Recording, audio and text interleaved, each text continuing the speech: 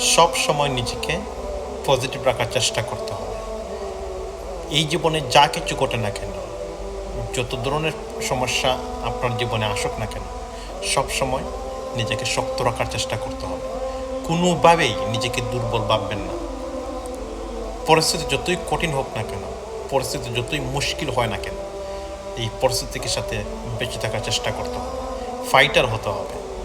দর্শক হয়ে জীবন অনুভব করবার চেষ্টা করবেন না।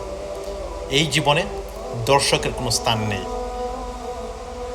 এই জীবনকে উপভোগ করতে হলে ফাইটার হতে হবে, যুদ্ধ করতে হবে।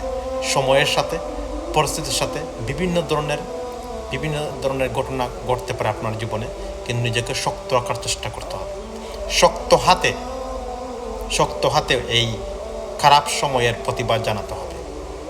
আজ আপনার মন ভালো নয়, কিন্তু আগামীকাল ভালো হতে পারে, এই ভরসা রাখতে হবে।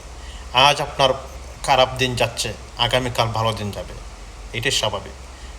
আজ আপনার ভালো দিন যাচ্ছে, আগামীকাল খারাপ হতে পারে। That's the life.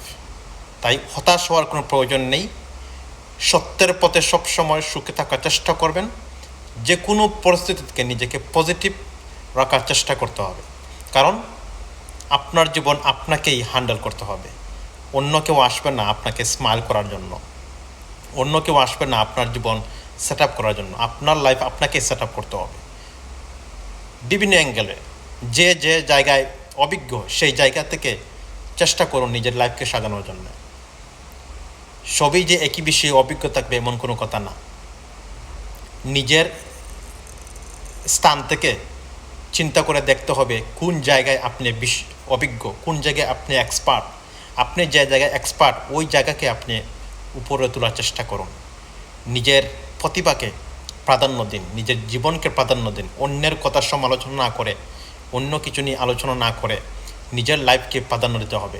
যখন নিজের লাইফকে আপনি প্রাধান্য দেবেন, যখন আপনি একটি সেট আপ হয়ে যাবেন, তখন অন্যের জন্য আপনি একজন উদাহরণস্বরূপ হয়ে যাবেন।